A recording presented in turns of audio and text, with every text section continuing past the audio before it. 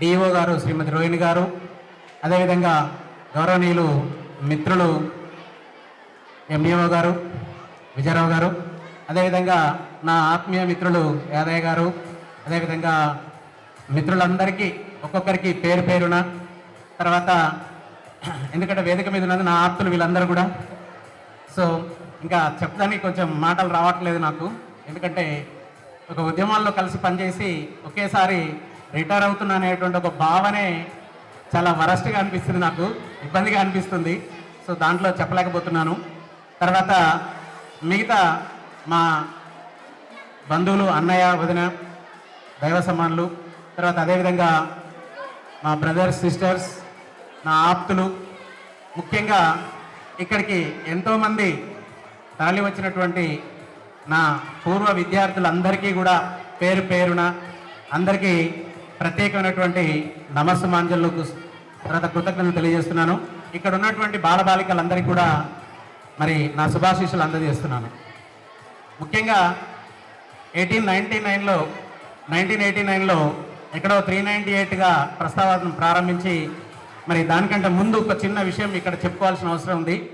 నేను పెద్ద గొప్ప కుటుంబంలో ఏం పుట్టలేదు, ఒక మామూలు కుటుంబంలో పుట్టి మా అన్నయ్య అంటే జన్మనిచ్చినటువంటి తల్లిదండ్రులు, మరి మాకు ఎప్పుడూ మేమున్నామంటూ చెప్పే మా అక్కయ్య మామయ్య, తర్వాత నన్ను చదివించినటువంటి మా అన్న వదినలు, మరి వారందరికీ కూడా ఈ సందర్భంగా నేను ఎంతో రుణపడి ఉన్నాను. ఎందుకంటే వాళ్ళే కనుక నన్ను చదివించకపోతే నా ప్రస్థానం ఇక్కడ దాకా వచ్చేదే కాదు. తర్వాత ఈ ప్రస్థానంలో ఎంతోమంది మరి నాతో పాటు కలిసి ప్రయాణించినటువంటి నా ఉపాధ్యాయ మిత్రులు, ప్రధాన ఉపాధ్యాయులు అందరికీ, నాతో కలిసి పనిచేస్తున్నటువంటి ఇప్పుడు మిత్రులకు, గతంలో పనిచేసినటువంటి మిత్రులందరికీ కూడా పేరు పేరున నా కృతజ్ఞతలు తెలియజేస్తున్నాను. ఎందుకంటే ఒక వ్యక్తి సమాజంలో రాణించాలి అని అంటే మరి నేను రాణించానో రెండోది నాకే తెలియదు. కానీ మరి వీళ్ళ సిస్టర్స్, మా కో బ్రదర్స్, మా ఇంకా కజిన్ సిస్టర్స్, బ్రదర్స్ అందరూ కూడా ఎప్పుడు కూడా వాళ్ళు ఏమనుకుంటారో నాకే తెలియదు. కానీ మరి నా జర్నీ ఏదో నాదే, నా ప్రయాణం ఏం చేస్తున్నానో నాకే తెలియదు. ఎటో ప్రయాణం అయితే చేస్తూ ఉన్నాను. ఎందుకు అంటే నాకున్నటువంటి ఇక్కడ ముఖ్యంగా ఇంత పెద్ద అందరినీ పిలవడానికి ఒక ప్రధాన ఉద్దేశం ఒకటి ఉండే. మా స్టూడెంట్ వీళ్ళందరికీ తెలుసు, నూతన కళ విద్యార్థులందరికీ కూడా ఒక అబ్బాయి ఎంత కష్టపడి చదివాడు అని అంటే వాడి జీవితాన్ని ఇక్కడ ఒక ఉదాహరణగా చూపించాలనేటువంటి ఉద్దేశం. ఇంకా ఇక్కడ ఉన్నటువంటి పిల్లలందరూ కూడా ఎస్ఐలు, సిఐలు, దాని తర్వాత డాక్టరేట్లు, దాని తర్వాత ప్రొఫెసర్స్, ఎన్నో ఉన్నత రంగాల్లో రాణిస్తున్నటువంటి విద్యార్థులందరూ కూడా మరి వారి యొక్క అభిమానం నిజంగా చూస్తుంటే నాకు నిజంగా నేను ఏమైనా చెప్పానా అంటే అప్పుడప్పుడు నాకు గుర్తొస్తుంది, చెప్పినేమో అని చెప్పేసి. అందుకనే వీళ్ళందరూ నాకు ఇక్కడ వచ్చారు. తర్వాత ఇక్కడ ఉన్నటువంటి విద్యాశాఖ అధికారులతో పాటుగా అందరితోటి మేము ఎప్పుడు కలిసిమెలిసి ఉంటున్నాం. తర్వాత నా పట్ల ఏమైనా నేను దురుసుగా ప్రవర్తించినా ఎక్కడైనా పాఠశాలలో కానీ, లేకపోతే సంఘపరంగా ఏమైనా డిఓ గారిని కానీ, లేకపోతే ఇంకెక్కడైనా ఎంఈఓ గారిని కానీ ఏదైనా దురుసుగా ప్రవర్తించుంటే, ప్రవర్తించలేదని నా మనసు చెప్తుంది. ఒకవేళ ప్రవర్తించున్నట్లయితే తప్పనిసరిగా దాన్ని మరి క్షమించాల్సిందిగా కోరుతున్నాం. అదేవిధంగా మీరందరూ కూడా చూపించినటువంటి ప్రేమ, అభిమానాలు నేను ఎప్పటికీ కూడా మర్చిపోలేను. నాకు ఎప్పుడూ అనిపిస్తుంది, ఈ అంతకుముందు ఏమనిపించలే, రిటైర్ అవుతున్నా అన్న నుండి అది ఎక్కడో మనసులో కలుక్కుమంటుంది. ఎందుకంటే ఒక 3.5 సంవత్సరాలు ఏపీ సోషల్ వెల్ఫేర్ రెసిడెన్షియల్ స్కూల్లో టీజీటీగా పనిచేశాను. తర్వాత అప్పుడే సురేష్ బాబు మీ అందరం కలిసి పనిచేశాం. అప్పుడు గొప్ప వాళ్ళు ఉండేది, బాబాయ్ నాయుడు గారు, తాటిపర్తి వెంకయ్య గారు, తర్వాత ఎంఆర్ నటరాజన్ గారు, వాళ్ళందరితోటి కలిసి పనిచేసేటువంటి సౌభాగ్యం మాకు దక్కింది. మరి వాళ్ళ వల్ల చాలా నేర్చుకోవడం జరిగింది సబ్జెక్టు. తర్వాత నాకు ఎందుకు ఆ ప్రొఫెషన్ అక్కడ నచ్చక తిరిగి 398లోకి వచ్చి తిరిగి ఈ ఉద్యోగ ప్రస్థానం మొదలుపెట్టి మరి ఇక్కడ ఎంతోమంది విద్యార్థులతోటి నాకున్న ఒకే ఇంట్రెస్ట్ విద్యార్థులతో మమేకం కావటం. ఎప్పుడు నాకు విద్యార్థుల్లో ఉంటే నా వయసు కానీ లేకపోతే నాకు ఇంకే విషయాలు కూడా గుర్తు రాకుండా నా పిల్లలు ఎప్పుడు గుర్తొచ్చేవాళ్ళు. సో అదేవిధంగా నాకున్నటువంటి కోరిక కూడా నేను మా మిస్సెస్ ఎప్పుడు చెప్పేవాడిని, మనం చదువుకోవడం కాదు, మనం చదువుకుంటూ పిల్లల్ని చదువుకునేటట్టు చేయాలి అనేటువంటి ఆలోచనతోటి నేను బీఎస్సీ బీఈడీలో విరమించిన తర్వాత పీజీ ఎంఎడ్ చేయటం. మా మిస్సెస్ నేను మీ అందరికీ తెలుసు ఇంటర్మీడియట్లోనే పెళ్లి చేసుకొని తర్వాత డిగ్రీ, బిఎడ్, అదేవిధంగా ఎంఎస్సీ కూడా చదివించడం జరిగింది. ఎందుకు అంటే చదువుకు ఒక వాల్యూ అనేది ఉండాలి అని, అదేవిధంగా మనం చూసి పిల్లలు నేర్చుకోవాలి అనేది. అదేవిధంగా మా పిల్లలు కూడా గుడ్ లక్ ఎంటెక్ చేశారు పాప, అదేవిధంగా బాబు కూడా ఎంఎస్ఐటీ చేశాడు ట్రిపుల్ ఐటీ గచ్చిబౌలిలో. అదొక హ్యాపీ థింగ్. బట్ కాకపోతే ఇంకా అంటే సమాజపరంగా సేవ చేయాలని చెప్పేసి సార్ చెప్తున్నారు. నాకైతే ఆలోచన ఉంది. కాకపోతే ఏ రూపాన ఒక రూపాన సమాజానికి సేవ చేయాలి అని చెప్పేసి నా యొక్క సంకల్పం కూడా. మరి నా జర్నీలో నాకు సహకరించినటువంటి అందరికీ కూడా ఒక్కొక్కరికి పేరు పేరున నా కృతజ్ఞతాభివందనాలు తెలియజేస్తూ, తిరిగి నా పట్ల మీరు ఇంతే ప్రేమగా ఉండాలని, ఎప్పుడు కూడా నేను కూడా మిమ్మల్ని ఎవరిని కూడా మర్చిపోనని చెప్పేసి కోరుకుంటూ, మరి ఈ చక్కటి అవకాశాన్ని ఇచ్చినటువంటి మా పాఠశాల ప్రధానోపాధ్యాయురాలు, ఉపాధ్యాయ మిత్రులందరికీ, విద్యార్థులందరికీ మీరు చూపించినటువంటి ఆదరాభిమానాలు ఎన్నటికీ మరవనని చెప్పేసి గుర్తు చేస్తూ, నా బంధుమిత్రులందరికీ, నా స్నేహితులందరికీ, నా పాత విద్యార్థులందరికీ కూడా పేరు పేరున మరొకసారి కృతజ్ఞతాభివందనాలు తెలియజేస్తూ ముగిస్తున్నాను. Thank you. ఓకే, ధన్యవాదాలండి. అదృష్టవంతుని అనుకుంటున్నాను. ఎందుకంటే సారు తయారు చేసినటువంటి ఒక విద్యార్థిగా నా యొక్క విధుల్లో ఉండి ప్రత్యక్షంగా మా రాచకొండ లిమిట్లో సారు రిటైర్మెంట్ అవుతుంటే నేను ప్రత్యక్షంగా దీనికి అటెండ్ కావడం అనేది నేను అదృష్టంగా భావిస్తున్నాను. అదేవిధంగా ఒక వ్యక్తి ఈ సమాజాన్ని ప్రభావితం చేయగలడా, ఒక వ్యక్తి ఈ సమాజంలో ఏదైనా సాధించగలడా, ఒక వ్యక్తి ఈ సమాజంలో కొంతమంది విద్యార్థుల్ని మహోన్నతులుగా తీర్చిదిద్దగలడా అంటే తీర్చిదిద్దగలరు అని నిరూపించినటువంటి మన దామోదర్ సార్ గారికి ప్రత్యేక కృతజ్ఞతలు తెలియజేస్తున్నాను. ఎందుకంటే కొన్ని అంటే నాకు ఇచ్చిన చాలా తక్కువ, కానీ నాకు చాలా ఎక్కువ చెప్పాలని ఉంది అసలు సార్ గురించి, కానీ తక్కువలోనే చెప్తాను. ప్రతిరోజు మనం స్కూల్కి వెళ్ళినప్పుడు మొదటగా ఎందుకు ఒక వ్యక్తి ప్రభావితం చేస్తారంటే, స్కూల్కి వెళ్ళగానే ప్రతి వ్యక్తి చూసుకుంటుండేది ఏ సార్ వచ్చింది ఈరోజు, ఏ సార్ రాలేదని. అయితే ఆ రోజు దామోదర్ సార్ రాలేదనుకో బడి అంతా పండుగగా మొత్తం ఈగలు కేరింతలతో గడుస్తూ ఉంటుంది. ఎందుకంటే ఆ సార్ ఉంటే క్రమశిక్షణతో కూర్చోబెడతాడు. ఈ రోజు లెక్కలు లేకుంటే ఇంకోడు కంపల్సరీ చేపిస్తాడు. కంపల్సరీ క్లాస్లో ఎంతమంది ఉన్నారో అంతమంది ఉన్నారా లేరా అనేది కౌంట్ చేసుకుంటాడు. ప్రతి విషయాన్ని కూడా క్షుణ్ణంగా చూస్తాడు. మనం సార్కు దొరికిపోతాం అనేది వాళ్ళకి తెలుసు. కాబట్టి అంత బాధ్యతాయుతంగా పనిచేశాడు. అదేవిధంగా నేను నాకు చదువు చెప్పినటువంటి చాలా మంది గురువులు పదవి విరమణ చేసిన సందర్భంలో ఇంతవరకు నేను ఎవరికి వెళ్ళే అవకాశం రాలేదు, కుదరలేదు. అంటే వెళ్ళకపోవడం కూడా ఒక మంచిది అనుకుంటున్నా. ఎందుకంటే వాళ్ళు రిటైర్మెంట్ కాకుండా ఉంటే బాగుండని కోరుకున్నా. అదేవిధంగా దామోదర్ సార్ కంపల్సరీ రిటైర్మెంట్ కావాలని కోరుకుంటున్నా.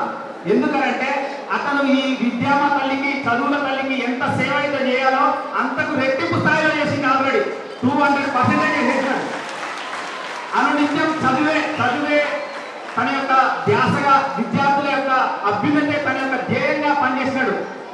ఇంకా ఆయనకు వేరే వ్యాపకాలు లేవు, వేరే వ్యాపారాలు లేవు. ఓన్లీ చదువు చెప్పాలా, నేను చదువు చెప్పిన విద్యార్థి ఒక మహోన్నత స్థాయిలో ఉంటే చూడాలా అనే ఒక మంచి ఉద్దేశంతో చదువు చెప్పేది. అదేవిధంగా మాకు లెక్కలంటే చాలా భయం, కానీ భయపడుతున్న క్రమంలో సార్ చెప్పేది ప్రతిదీ కూడా ఈ సమాజం నుంచి, ప్రకృతి నుంచి నేర్చుకోవాలన్నా ప్రతి దానికి భయపడొద్దని చెప్పేది. అది ఏ విధంగా, చదువంటే భయమొద్దు అద్దిరవన్న, చదువు తొలిపొద్దు వినరా చిన్న. చదువంటే భయమొద్దు అద్దిరవన్న, చదువు తొలిపొద్దు వెలుగంటిది వినరా చిన్న. తొలి పూజే గాలి తుట్టి నీ భుజాన ఇనుప సుత్తి, గ్యాసు నూనె లాంట రొత్తి, అమ్మోరికి ఊదువత్తి, అమ్మోరికి ఊదువత్తి. ఎలా తయారైతాయో అద్దిరవన్న, నువ్వు చదువుకుంటే తెలుస్తుంది వినరా చిన్న. ఎలా తయారైతాయో అద్దిరవన్న, నీవు చదువుకుంటే తెలుస్తుంది వినరా చిన్న. బయట వర్షం వస్తుంది, ఎందుకు పగలొస్తుందో, ఎందుకు రాత్రవుతుందో, ఉరుముల మెరుపుల మధ్య వాన ఎలా పడుతుందో, ఉరుముల మెరుపుల మధ్య వాన ఎలా పడుతుందో, చదువుకుంటే తెలుస్తుంది అద్దిరవన్న, చదువు బడికెళ్తే వస్తుంది వినరా చిన్న. చదువు అంటే భయమొద్దు అద్దిరవన్న, చదువు తొలిపొద్దు వెలుగంటిది వినరా చిన్న. ఈ విధంగా చదువు అంటే భయపడకుండా ప్రకృతిని నేర్చుకొని చదువుకోవాలా అని చెప్పిన మా గురువు గారికి ప్రత్యేక కృతజ్ఞతలు తెలియజేస్తూ, అదేవిధంగా మొన్న సందర్భంలో కలిసినప్పుడు ప్రభుత్వ పాఠశాల పైన చర్చిస్తున్నప్పుడు ఇంకా చాలా అభివృద్ధి కావాల్సింది. ఇంకా ఇవి చాలా ఉపాధ్యాయులు విద్యార్థులు కోఆర్డినేషన్తో మంచిగా రూపొందించుకోవాల్సిందని నాకు చెప్పిన క్రమంలో నేను రాసినటువంటి ఒక పాట మీ ముందు వినిపిస్తాను. సర్కారు బడి నిన్ను పిలుస్తున్నది, ప్రారంభనన్నది, ఇంగ్లీషు చదువు కూడా చెప్పుతున్నది, ఎంతో ఓర్పు ఉన్నది.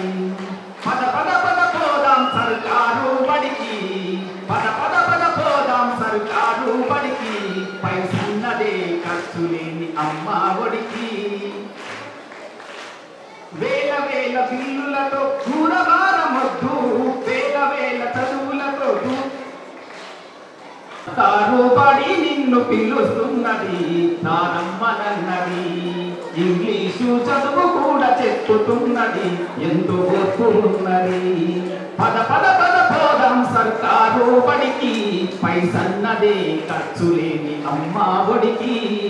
వేల వేల ఖర్చులతో దూరభారమొద్దు, అమ్మా నాన్నల ప్రేమ ఉంటేనే ముద్దు.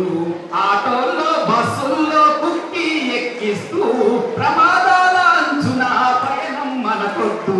పద పద అరదరే పద పద, మనం పద పద పద పోదాం సర్కారు బడికి, పైసన్నదే ఖర్చు లేని అమ్మ ఒడికి.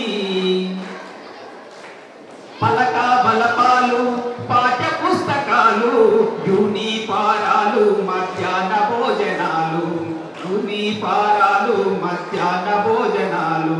వారానికి 3 గుడ్డులు మనకిస్తారు, వారానికి 3 గుడ్డులు మనకిస్తారు. ఉచితంగా చదువు చెప్పే ఉపాధ్యాయులున్నారు. పద పద అరే పద పద పద పోదాం సర్కారు బడికి, పైసన్నదే ఖర్చు లేని అమ్మ ఒడికి. ఐఏఎస్ ఐపీఎస్ ఎందరినో చూసిన ప్రభుత్వ బడులల్లో నా చదివిన వారే.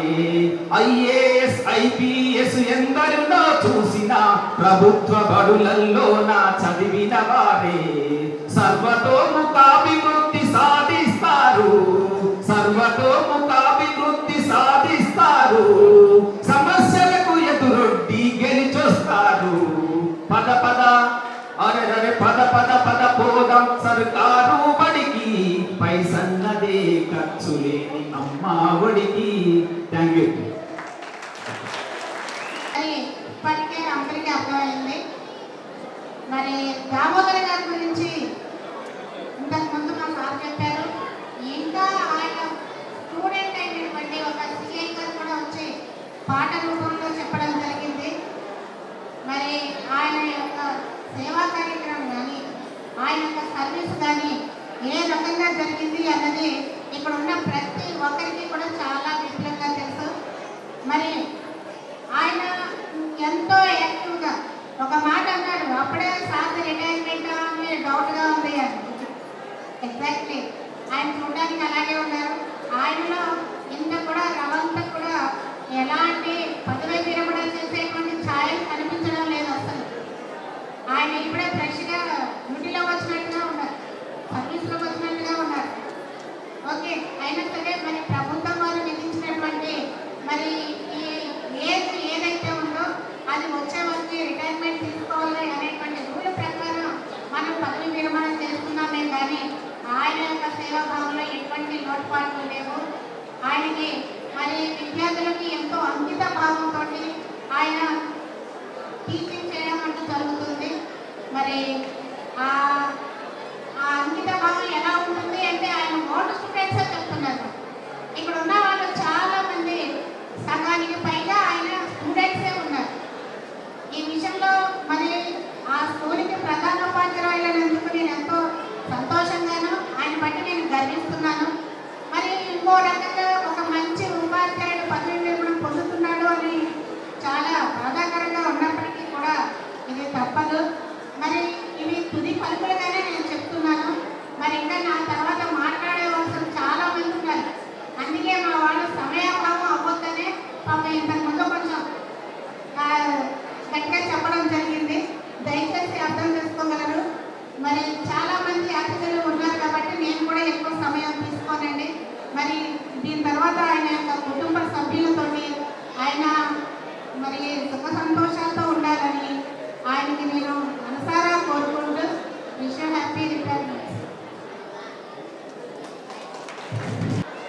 కోలాహలం కొద్దిగా ఆపితే నిజంగా దామోదర్ గారు ఇలా జరుపుకోవాలనుకుంటున్నా ఇంకేమైనా చెప్పాలనుకుంటా నాకు కూడా కొద్దిగా వారి గురించి తెలుసు కాబట్టి కొన్ని మాటలైనా మీతో ముచ్చట పెడదామని వచ్చిన నేను ఈ అభినందన సమావేశానికి అధ్యక్షత వహించిన పాఠశాల ప్రధానోపాధ్యాయురాలు వేదికపై ఉన్న పెద్దలందరికీ వేదిక ముందు కూడా చాలామంది పెద్దలు ఉన్నారు వారికి దామోదర్ గారి బంధుమిత్రులు ఈ గ్రామ పెద్దలు ముఖ్యంగా దామోదర్ గారి శిష్య బృందం చాలా కోలాహలం చేశారు వారందరికీ నమస్కారాలు విద్యార్థులకు ఆశిస్తులు హలో మీ సార్ రిటైర్మెంట్కి వచ్చినా మీరంతా మరి 2 నిమిషాలు మౌనంగా ఉండలేరా ఉండాలి 2 నిమిషాలు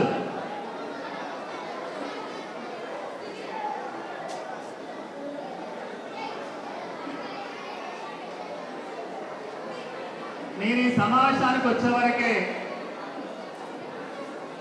ట్రాఫిక్ సిఐగా పనిచేస్తున్న దామోదర్ గారి శిష్యులు ఒక మంచి పాట పాడారు ఆ పాట మొత్తం విన్నాను ఇతర శిష్యులు కూడా వచ్చారు ఒక ఉపాధ్యాయుడు ఉద్యోగ విరమణ చేసే సందర్భంగా చదువులేంటి ఆ చదువులు ఎట్లున్నాయి నిజంగా మనకి ఏమైనా చదువుల గురించి అర్థమవుతుందా పిల్లల కంటే అర్థం కాకపోవచ్చు కానీ తల్లిదండ్రులుగా ఉన్న రకరకాల ఉద్యోగాలు చేస్తున్న వాళ్ళు ఉన్నారు వృత్తులు చేసుకునే వాళ్ళు ఉన్నారు అందరికీ చదువులు ఏమైనా అర్థమవుతుందా మంచి చదువు చెప్పించుకోవాలని మాత్రం అందరూ అనుకుంటారు మంచి చదువు కొరకు ఎంత ఖర్చు అయినా ఏం లేదు అప్పైనా ఏం లేదు ఉన్న ఆస్తి అమ్ముకున్నా ఏం లేదు ఆ రకంగా చదువుల గురించి తపన పడుతున్న తరుణం నేడు మన కళ్ళ ముందుంది కానీ ఈ తరుణంలో మరి మన డబ్బులు ఖర్చు పెడితే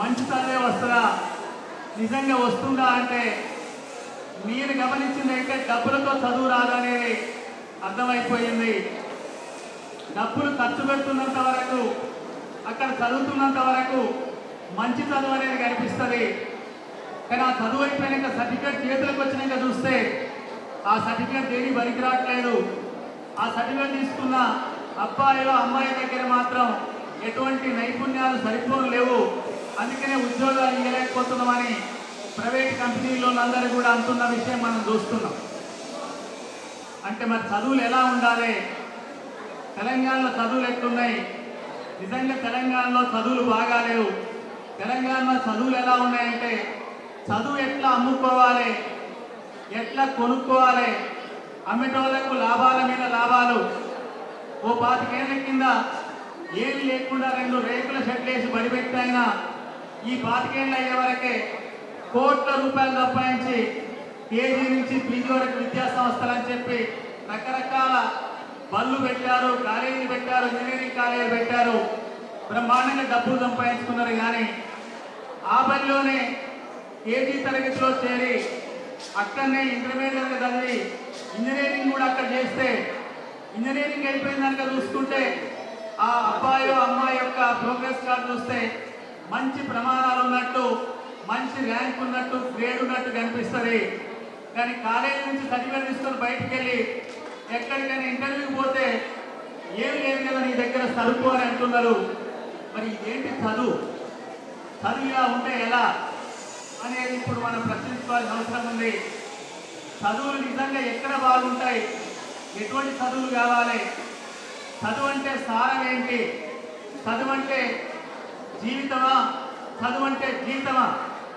చదువు అంటే జీవితమా చదువు అంటే జీవితమేనా ఈ రెండింటి మధ్యలో నేను ప్రశ్నేసుకొని ముందుకు పోవాల్సిన అవసరం ఉంది చదువు అంటే మొదట జీవితాన్ని నేర్పే చదువు ఉండాలి తర్వాతనే జీవితం రావాలి కానీ ఈరోజు తల్లిదండ్రులందరూ కానీ మొత్తం కూడా మనం ఏమనుకుంటున్నామంటే బాగా చదువుకొని మంచి ప్యాకేజ్తోని ఏదైనా ప్రైవేట్ కంపెనీలో మంచి ఉద్యోగం వస్తే అదే చదువు యొక్క పరమార్థం అనుకుంటున్నాం తప్ప కానీ చదువు అంటే ఈ సమాజానికి ఎలా ఉపయోగపడాలి సమాజంలో ఎన్ని రకాల మనుషులు ఉన్నారు, ఎన్ని రకాల అంతరాలు ఉన్నాయి, ఎన్ని రకాల వివక్షతలు ఉన్నాయి. ఇలాగే ఈ సమాజం ముందుకు పోతే మనం భవిష్యత్తులో అందరం కలిసి ఉండగలమా? ఈ సమాజం ఉంటుందా? ముందుకు పోయే అవకాశం ఉందా అని ప్రశ్నించుకోవాల్సిన తరుణం నేడు ఆసన్నమైంది.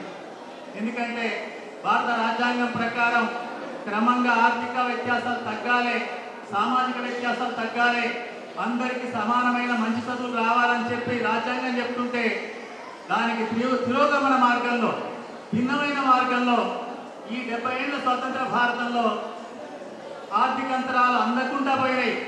ఒకరికేం ఆకాశం ఎత్తున సంపద ఉంటుంది, చాలా మందికి భూమి మీద కూడా తిందామంటే 3 పూట్ల తిండి లేని పరిస్థితి ఉంది.